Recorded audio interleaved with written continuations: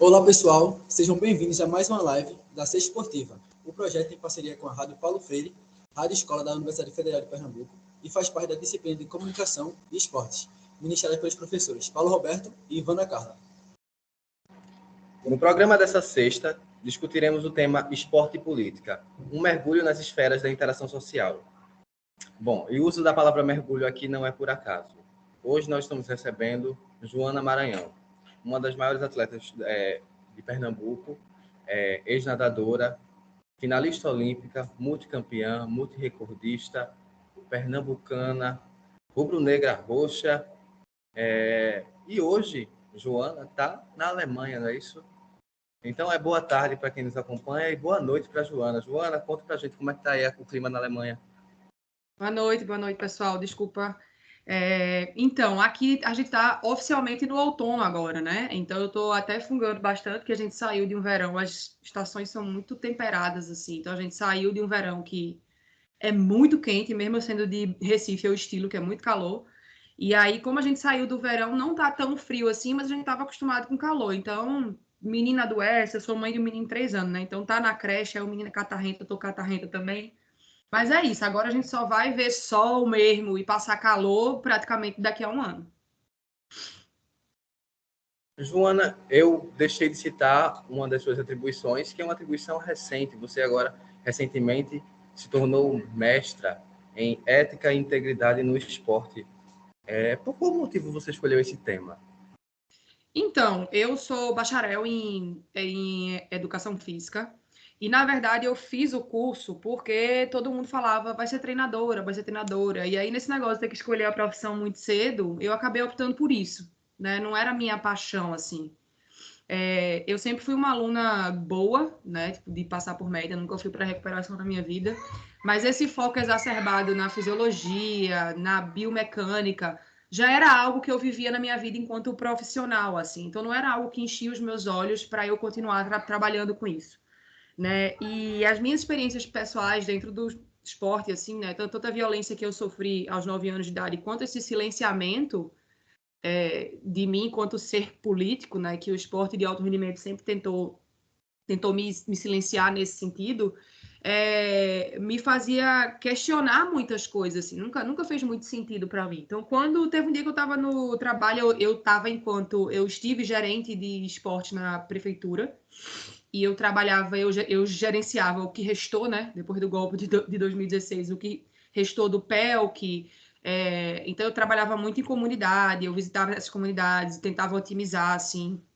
A gente fez meio que tentando fazer com que o projeto sobrevivesse, apesar de todos os cortes que vinham do governo federal. Aí um dia eu estava lá na prefeitura e eu vi no site do Comitê Olímpico esse mestrado. E aí na hora eu falei, eu estava grávida, e aí eu falei, eu vou aplicar, né? Eu não devo passar, eu tô grávida, eles não vão me deixar passar. E aí eu precisava fazer o TOEFL. E o TOEFL era, tipo, dali a 2 semanas, e eu tava cheia de trabalho para fazer, grávida, não tive tempo de estudar. Eu fiz o TOEFL do jeito que dava. Era para tirar, tinha que ser mínimo 90, eu tirei 91 e fui aceita. E aí eu liguei pro meu marido e falei, tem tudo a ver com o que eu quero fazer. Alguma coisa me dizia que esse era o caminho a seguir, assim. E Luciano falou, você tá maluca? A gente vai ter um filho agora, você quer mudar de país, tipo, eu vou largar o meu trabalho, eu era atleta do Minas, tá doida? Tipo, a bolsa de estudo não tem como sustentar uma família. Eu falei, não, a gente se vira. Eu faço limpeza, eu arrumo um trabalho, tu arruma um trabalho, a gente vai na coisa, vai no informal. E foi isso, a gente foi meio que na cara e na coragem, assim, tipo, contando centavos, sabe? Tipo, eu lembro que a gente tinha 150 euros a semana para tudo. Comida, lazer, fralda, emergência, tudo. E aí, quando sobrava um dinheirinho, assim, a gente ia numa pizzaria que dia de sábado era compre uma, ganhe outra, 50%. Então, era a nossa festa nos primeiros meses na Bélgica, assim. Eu tinha um mestrado, eu tinha tarefa doméstica, a maternidade, que eu amamentava o meu filho, e eu ainda trabalhava de madrugada e de noite dando treino. E foi isso. Aí, aos poucos, a gente foi se encontrando nesse lugar. Eu fui vendo... Ui, desculpa. Não, é que eu ia te perguntar, a tua pesquisa que tu desenvolveu é em quê? Sim. A minha pesquisa, ela é na incidência de violências interpessoais entre atletas de rendimento no Brasil. Né? Como eu fui vítima de violência sexual enquanto atleta, né? Eu sempre militei muito por isso, mas, infelizmente, dentro do Brasil, eu não era muito ouvida, porque as pessoas sempre achavam que eu reclamava demais e me rotulavam como uma problemática e tal. E hoje é muito claro para mim que, assim, foi a forma que eu encontrei de lidar com tudo que aconteceu comigo e permanecer nesse ambiente, né? Eu acolhi isso sempre, 100%. E por eu ter trazido a minha história à tona, muitas outras histórias vinham à tona para mim também, e não tinha meios de auxílio psicológico, não tinha como as pessoas denunciarem, era sempre as mesmas pessoas ali. As instituições esportivas, elas são muito resistentes a esses escândalos que possam vir à tona, né? Porque afeta a estrutura econômica, né? No Brasil se depende do Estado e de patrocínio para que o esporte aconteça, então fica essa doma de silêncio, assim. E aí, eu pesquisando sobre a área, eu vi que existem instrumentos em que as pessoas respondem anonimamente sobre as experiências que viveram dentro do esporte. E aí, através de um método quantitativo, a gente consegue entender a incidência dessas violências interpessoais, né? De indivíduo para indivíduo. Não estou falando de violência institucional e nem coletiva. Então, eu fiz essa pesquisa, tiveram 1.043 pessoas, que é bastante, né, para uma pesquisa científica, e deu que 93% desses atletas já viveram pelo menos alguma violência de natureza psicológica, física ou sexual enquanto atleta antes dos 18 anos de idade. Então, enquanto menores, assim. Violência física deu praticamente 50% e sexual quase 60%. E aí tem muitos detalhes dessas pesquisas, né? Fatores de risco que estão associados a isso. E se a gente comparar, é lógico que essa comparação tem que ser feita com muito cuidado, por questões culturais específicas, mas o Brasil está na frente de todos os outros países que já fizeram essa pesquisa, assim, né? Tipo, essa pesquisa tem exatamente o mesmo instrumento foi feito no Canadá, na Austrália e na Bélgica. Instrumentos semelhantes foi feito no Reino Unido, aqui na Alemanha, e a gente está muito mais alto, assim, em todas as violências, principalmente a sexual e a física. Joana, falando sobre esse seu avanço aí na pesquisa sobre violências dentro do esporte, a sua recente entrada agora para o Comitê de Ética das Olimpíadas, você pensa se é um papel que você deseja levar, principalmente focada nessas repercussões e denúncias de violências de mulheres, de jovens atletas do olímpicos e de esportes olímpicos, se é um papel que você deseja levar junto com a sua pesquisa. Olha, eu acho que esse papel de conselheira, né, eu acho que eu posso levar junto com o meu trabalho principal, mas o problema é que é um trabalho voluntário, né, e isso é extremamente absurdo, porque a gente passa meses para passar por todo o processo legal, né, de leitura do processo, audiência de escuta. Então, é um processo muito longo, é um processo trabalhoso e é simplesmente absurdo que a gente trabalhe de graça, ou que qualquer pessoa, não eu, mas qualquer pessoa trabalhe de graça. Então, as instituições esportivas brasileiras, elas ainda levam isso, não levam com a devida seriedade, né? 5 pessoas apenas, eu e mais 4 conselheiros para lidar com todas as denúncias de violações éticas em todo esporte competitivo olímpico brasileiro, é lógico que é ineficaz, não é por culpa nossa, né? Porque a gente não é remunerado para tal, né? Isso é para ser um emprego integral, né? E é para ter muito mais pessoas. Então, eu percebo, assim, inevitavelmente eu faço comparações, né? Mas não é porque eu estou na Europa que eu vou dizer que aqui é tudo bom. Não, não é. No Comitê Olímpico Internacional tem 2 pessoas para receber denúncia. O Comitê Olímpico Internacional tem 2 pessoas. Agora é que o Comitê Olímpico Internacional está começando a otimizar essa questão também. Então, isso vem muito do que... Quando a gente olha para o esporte competitivo, né, a coisa do ganhar e do vencer, do no pain, no gain, eu vencer a todo custo, tem que passar por cima de dor física, tal, não sei o quê, a gente acaba naturalizando comportamentos que são violentos, né? E esses comportamentos violentos, eles fazem com que os atletas nem percebam que estão sendo violentados, né? Mesmo violências muito severas, como violências de natureza sexual. E um outro ponto é que o esporte competitivo, ele tem posições de hierarquia muito diferente de qualquer outra instituição, pode-se dizer, né? Olha para a função do professor da escola e para o treinador, assim. Ambos querem que o seu aluno ou que o seu atleta tenha performance, passe na prova, melhore o tempo, enfim. Mas não é permitido, de um modo geral, ao professor da escola gritar e humilhar aquele aluno para que ele renda mais, mas, de certa forma, é permitido que o treinador faça isso, né? Então, não faz muito sentido. E aí a gente percebe como isso é uma coisa muito específica dentro do esporte, assim. E não tem nenhum estudo que comprove que uma coisa leva a outra, que você tem que levar grito ou que tem que arremessar uma prancha para que você renda. Isso não tem nada que comprove. É meio que uma convenção e uma naturalização de um comportamento violento, né? Então, na minha visão, é por aí que a gente precisa caminhar, sabe? Vai desde a formação desses profissionais, porque eu, enquanto bacharel, durante o meu período de formação, eu não fui ensinada sobre isso. Eu fui ensinada a ser professora de natação, de handebol, de basquete, de fisiologia, biomecânica, mas não me foi ensinada sobre violência interpessoal, sobre absolutamente nada, sobre cuidado, nada disso. Com certeza. E, Joana, agora você falou, abordou, eu tinha visto recentemente uma entrevista sua na TVE, na Bahia, e você já tinha abordado esse assunto do trabalho do Comitê Olímpico ser voluntário. Você acha que no caso não é estimulação, mas eles disserem que vai ser voluntário, é uma tentativa de desestimular essa busca de participar mais ativamente desse trabalho voluntário, de realmente lidar com as divergências éticas que acontecem no esporte? Não, eu acho que é mais uma tentativa de atingir o que eles chamam de independência, né? Tipo, já que a gente não é remunerado pelo Comitê Olímpico, logo nós somos independentes do Comitê Olímpico. Mas independência tem que ir muito além disso, né? Você tem que dar independência, você tem que dar autonomia para que o Conselho de Ética, por exemplo, se chegar uma denúncia de violação ética do presidente do COB, independente de eu estar recebendo, sendo paga pelo Comitê Olímpico ou por sei lá quem quer que seja, eu tenho que ter autonomia para investigá-lo.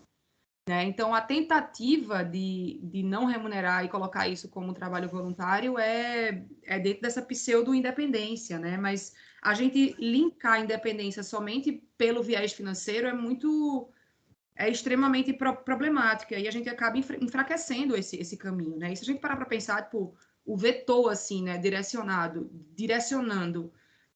o esporte em todas as suas esferas para um caminho mais íntegro, mais seguro, ninguém vai mudar a direção. O que vai mudar é a velocidade com que as instituições vão incorporar isso ou não. Eu acho que algumas vão incorporar porque vai ser condicionado, né? Ou você faz isso, você não recebe subsídio financeiro, vai ser meio que de goela abaixo.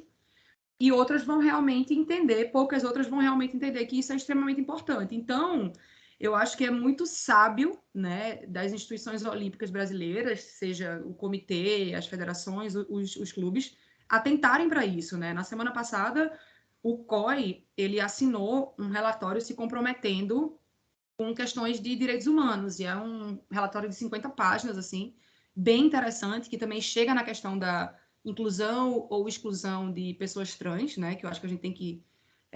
na minha opinião, direitos humanos são inegociáveis, eu acho que começa por aí, né? E a partir do momento que a gente entende que direitos humanos são inegociáveis, aí a gente começa a revisitar cada um desses aspectos do esporte competitivo. Então, quando o Comitê Olímpico Internacional faz um comprometimento como esse, já é hora das instituições abaixo dela começarem a se mexer. Joana, desde muito cedo você é um atleta que se posiciona muito forte politicamente, com críticas às confederações, né, ao próprio comitê, e você é quase uma voz, já foi quase uma voz solo, hoje a gente tem outros atletas que se posicionam, mas por muito tempo você falava sozinha. Você se incomodava com essa falta de apoio, com essa falta de posicionamento dos atletas? Em alguns momentos, sim. Para mim, falar sempre foi uma coisa natural, assim. Eu fui educada de uma maneira libertadora pela minha mãe, assim, né? Sem querer, a minha mãe não seguiu esse modelo de família tradicional, apesar de ser uma mulher hétero, assim, ela não seguia esse modelo de família tradicional do pai provedor, né? Minha mãe era que provia para a família. Os meus pais se separaram muito cedo, então, assim, eu olhava para aquilo e eu falava assim, pô, que massa essas coisas da minha mãe, sabe? Sempre tive uma influência muito grande, a minha família toda progressista politicamente, a questão de questionar desigualdades e tal. Quando eu comecei a ser atleta e a crescer dentro desse meio, assim, não fazia sentido para mim me segmentar, né? Até porque, tranquilamente, por exemplo, na temporada de 2015, que foi uma das melhores temporadas da minha vida, entre os treinos eu fazia um curso online de ciência política e, tipo, eu não deixava de render porque eu estava estudando sobre ciência política, sabe? Então, eu acho que eu fui a prova viva de que uma coisa não afeta a outra. Me incomodava muito, e me incomoda até hoje, essa falta de consciência de classe, assim. Eu sei que é um nome extremamente estigmatizado dentro desse Brasil politizado, mas, assim, as pessoas verem eu sendo retaliada pelo antigo presidente da confederação, pelos clubes, pelos treinadores, e as pessoas não falarem absolutamente nada, às vezes, tipo assim, em off, vinha dar um tapinha nas minhas costas para dizer o quanto eu era corajosa. Joana, falando sobre isso, Foi. sobre as represálias que você sofreu, que tipo de represália você sofria? De tudo que você puder imaginar, de tudo que você puder imaginar, de chegar a ter dívida no banco de 400 mil reais, porque ele me cortava de tudo. Eu vou dar um simples exemplo. Quando foi criado o Bolsa Atleta e o Bolsa Pod, o time que é tipo um nível acima do Bolsa Atleta, no primeiro ano era tipo assim, era top 20 do ranking mundial ou semifinalista olímpico dos Jogos Olímpicos anteriores.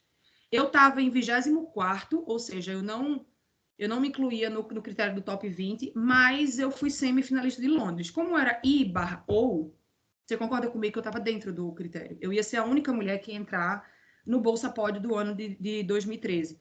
Pois eu soube de pessoas do Ministério dos Esportes que Coraci Nunes e as pessoas da CBDA mandavam cortar o meu nome. Por quê? Para entrar nesse programa, que era do Ministério dos Esportes, era preciso você atingir o critério e passar pelo crivo de uma comissão técnica da confederação. Como eu não era uma pessoa benquista pela confederação, ele me cortou.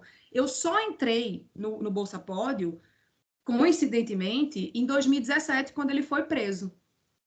Entendeu? Então, assim, tudo que esse homem podia fazer, por exemplo, minha mãe bateu lá na CBDA para conversar com ele, porque eu já tinha índice para Londres, estava classificada para os Jogos de Londres, e ele abriu a porta da CBDA, apontou o dedo para minha mãe e falou assim: você não marcou horário, saia daqui, eu não vou falar com você. Eu nadar eliminatória de revezamento melhor do que as titulares e ele mandar eu não ir para a final, tipo assim, ele prejudicar o revezamento brasileiro que estava lutando para se classificar para os Jogos Olímpicos só para eu permanecer enquanto reserva. E essa medalha, né? Porque quando você é reserva, você também ganha medalha, né? A medalha veio para mim, um treinador meio que jogou um saco para mim assim: toma aí. Aí quando eu peguei, eu falei: o que é isso? Ele virou as costas. Quando eu abri, era a minha medalha. Foi desse jeito que eu fui, sabe, tipo, condecorada com uma das 8 medalhas de Jogos Pan-Americanos que eu tenho, entre muitas outras coisas, assim, né? Só para esclarecer sobre o Coraci Nunes, né? Ele foi presidente da Confederação Brasileira de Desportos Aquáticos durante quase 3 décadas e em 2017 ele foi preso, foi pego na Operação Águas Rasas pelo Ministério Público Federal e pela Polícia Federal e finalmente saiu da presidência. Teve um outro episódio em 2009, muitos anos antes, né? Acho que a primeira vez que eu vim a público falar do meu descontentamento com a falta de critérios claros da CBDA foi no ano de 2006. Ele foi preso em 2017. Então foram aí, 11 anos sendo perseguida. No ano de 2009, após o Mundial de Roma, a gente foi chamado para visitar o Correios, que era o patrocinador da CBDA, e visitar Lula, que era presidente. E eu primeiro falei que eu não ia, porque eu não estava recebendo, e o meu treinador falou assim: vai, quem sabe quando chegar lá tem uma conversa. Eu pensei, cara, Lula, eu sou eleitora dele, sabe? Ele é pernambucano, eu vou falar com ele. Ele falou: você tá maluco? Eu falei: vou falar. Então, quando a gente tava lá no palácio, assim, eu respirei fundo, com muito medo, mas eu toquei nele, ele falou com aquela voz assim: fala, minha filha. Eu falei: presidente, eu tô aqui para dizer que dessas 20 e tantas pessoas que estão aqui, só tem 5 atletas recebendo o salário dos Correios. Fulano, todos os outros não estão recebendo nada. E Coraci olhou para mim com um rosto de muito ódio, né? E o presidente do Correios falou: como assim? Eu falei: exatamente isso. E aí os três foram para uma reunião, acho que Coraci deve ter tomado uma puxada de orelha, para não dizer outro termo. E aí, finalmente, o presidente dos Correios explicou para a gente que 20% do montante que entrava na CBDA era obrigatório a ser repassado como salário para os atletas. Ou seja, eu não estava sendo repassado, eu tinha gente ganhando muito dinheiro. Eu tinha esses 5 atletas ganhando muito dinheiro. A gente nunca soube, porque a gente não sabia quem ganhava quanto, né? E aí, quando a gente voltou para nossas cidades, todo mundo recebeu o contrato de 3 meses, né? E depois tudo voltou ao normal, assim. Então, eu sempre fui essa pessoa de me colocar e de me posicionar, uma pessoa não quista perante as pessoas da CBDA por isso. Inclusive, fui eu também que entrei na justiça para barrar, né, para parar a última eleição, quando o Coraci já estava sendo investigado, ele queria colocar o sucessor dele. Ele designou uma comissão de atletas. Ele escolheu quem ia ser a comissão de atletas. Isso feria a lei Pelé, porque você, no presidente, não designa. São os atletas que votam, né? Tem que ser democracia, uma tentativa. Então, eu vi que ele designou e estava Tiago Pereira, Ana Marcela estava dentro da comissão. Eu falei, respeito muito vocês, mas isso aqui é errado. Então, eu entrei na justiça, a gente conseguiu barrar a eleição e foi fazendo todo aquele trabalho para tirar eles da presidência. Então, nunca foi somente nadar. Joana, você entrou no ponto da política do ex-presidente Lula. Você chegou a falar com ele. Aí, de 2018 para cá, você é muito ativo nas redes sociais e sempre criticou e foi, como é que eu posso falar, oposta às ideias do bolsonarismo agora, atual. Uhum. Como você observava suas falas na rede social e as represálias que você sofria dessas pessoas que estavam lá vendo suas pautas, suas postagens na rede social? Então, eu sou uma pessoa de esquerda. Eu sou uma social-democrata, né? E para mim, como eu falei, direitos humanos é uma coisa inegociável, o direito da classe trabalhadora tem que estar à frente de tudo. Eu hoje moro dentro de um país, assim, eu converso muito isso com meu marido, que pessoas de direita, por exemplo, a Angela Merkel, que era a primeira-ministra, era uma pessoa de direita, né, de centro-direita, assim, e ela não ousava mexer no direito das pessoas, sabe? Tipo, aqui o Bolsa Família é para até a criança fazer 17 anos de idade, sabe? É direito da população, ninguém mexe, de esquerda e direita, é direito adquirido, sabe? Da classe trabalhadora, não se mexe nisso. E uma coisa que grita muito aos meus olhos é que a classe trabalhadora, a classe média, é muito mais próxima da classe pobre, e no Brasil parece que a classe média acha que é rica, né? É meio maluco isso. Então, jamais faria sentido para mim concordar, entrar em consonância com qualquer uma das coisas que Bolsonaro fazia e faz, desde quando ele era deputado, né? E como existe esse método bolsonarista, né? A gente vai olhar lá desde Steve Bannon e Donald Trump e tal, é tudo método, né? Então eu já passei por tudo que você possa imaginar, até ser acusada de defender pedófilo, porque um dos filhos dele tirou um print meu de contexto e colocou lá, tipo, militante do PSOL, acho que na época eu estava militando no PSOL, militante do PSOL defende pedófilo, e aí eu recebi ameaça de morte, era tipo, era para o seu técnico ter te estuprado e te matado aos 9 anos de idade. Se eu te vejo, eu te faço morder o asfalto e eu piso em cima. É daí para baixo, assim. E hoje eu tô mais calejada, assim, né? Porque essas pessoas passam, machuca, né? Tipo, machuca, algumas pessoas pagam pela vida, como a gente tá vendo, tem muita gente no Brasil pagando com a própria vida, né? Essa questão de porte de arma e tal. E outra coisa, além de ser uma pessoa, além de ser uma social-democrata de esquerda, eu sou cristã. E é o que eu digo, se Jesus Cristo estava certo, o Bolsonaro estava errado. Então, para mim, é isso. Muito simples. Bom, como você é muito crítica ao bolsonarismo, você por muito tempo conviveu com alguns atletas que hoje estão do lado do Bolsonaro. É o caso, por exemplo, do Luiz Lima, que hoje é deputado federal e que faz parte do partido do Bolsonaro, e também Fabiola Molina, que foi por muito tempo sua companheira de seleção e que hoje é secretária nacional de Esportes, Educação, Lazer e Inclusão Social.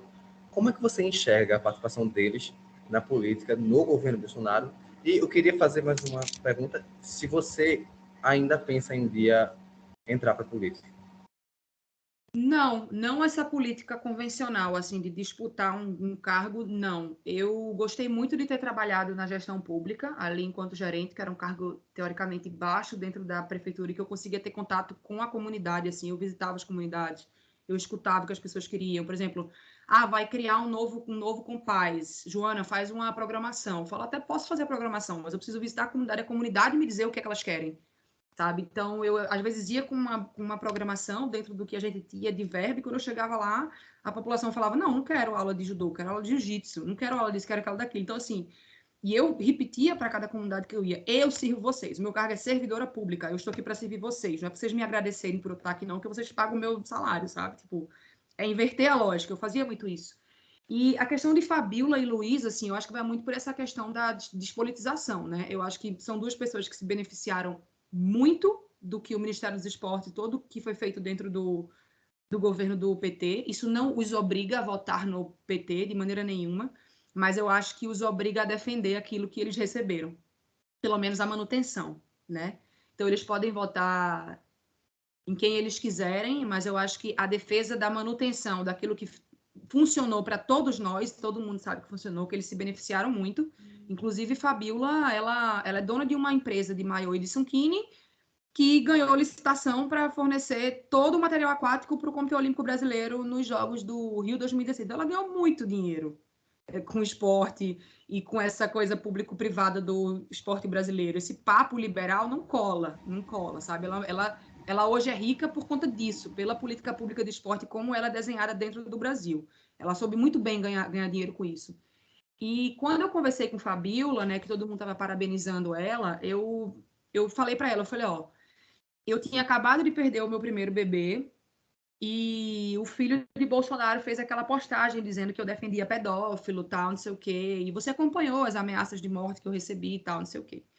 E você também acompanhou tudo que eu passei quando eu trouxe a minha história à tona. Então, ver você se aliando a esse tipo de gente, eu acho que é um sinal fortíssimo para a gente interromper a nossa relação a partir daqui, né? Então, cortei relação com ela.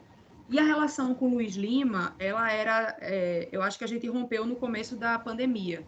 Eu acho que teve uma das primeiras manifestações que ele foi, e aí eu sou filha de médica, então eu estava vendo a minha mãe entubando gente, sabe? Todos esses horrores da pandemia. Minha mãe passava 48 horas na emergência e 12 horas em casa, era mais ou menos isso, aquele horror. Então, quando eu vi Luiz ali, eu também troquei uns telefonemas e uns áudios com ele, e eu falei, tipo assim, chega. E o que Luiz falou para mim foi basicamente, tipo assim, eu não sou tão radical quanto eles. Eu falo, não interessa. Porque publicamente você se coloca mais radical. Você me conhece. Eu falei, não conheço. Porque essa pessoa que está se colocando aí é um personagem. Então, cortei relação e não quero conversa com nenhum dos dois. Joana, o papo tá bom, mas o tempo urge e a Avenida Caxangá é grande, né? Então a gente está chegando ao fim da nossa live. Eu queria ouvir suas considerações finais. Eu queria agradecer vocês, realmente é muita coisa para a gente conversar aí. Eu vou seguir de onde eu estou na pesquisa acadêmica. Hoje eu estou fazendo um trabalho escutando atletas que viveram experiências semelhantes à minha, mais do sul global, mas do norte global também, porque eu acho que toda iniciativa ela tem que passar pelo processo democrático de escutar os atletas de maneira correta. Então, mas eu vou permanecer ajudando o esporte do Brasil, mas de longe, assim, porque ele foi muito violento comigo, de diversas maneiras, então eu não me sinto hoje pronta para retornar para o Brasil e trabalhar com o esporte brasileiro. Eu acho que para mim funciona desse jeito, sabe? Pressionando para que a minha pesquisa faça com que as pessoas enxerguem o problema que acontece no Brasil, me voluntariando para o Conselho de Ética, mas foram muitas violações da minha integridade para eu retornar. Então, por enquanto, eu fico por aqui. Joana, eu queria agradecer muito a sua presença aqui com a gente. Foi muito produtivo para a gente saber um pouco mais da sua atuação política do comitê. E a gente tinha muito mais assunto para abordar também, só que, infelizmente, o tempo aqui é muito curto e a gente vai ter que ficar por aqui. Tá, joia. Obrigada, viu? Sucesso para vocês aí. Tchau, tchau. Tchau. Muito obrigado, Joana. A live contou com a produção de Amanda Carvalho, Ana Beatriz Peixoto, Lucas Borba e Maria Eduarda Mota. A apresentação foi de Lucas Senhorinho e eu, Antônio Oliveira. A orientação foi de Paulo Roberto e Ivana Carla. Obrigado e até a próxima Sexta Esportiva.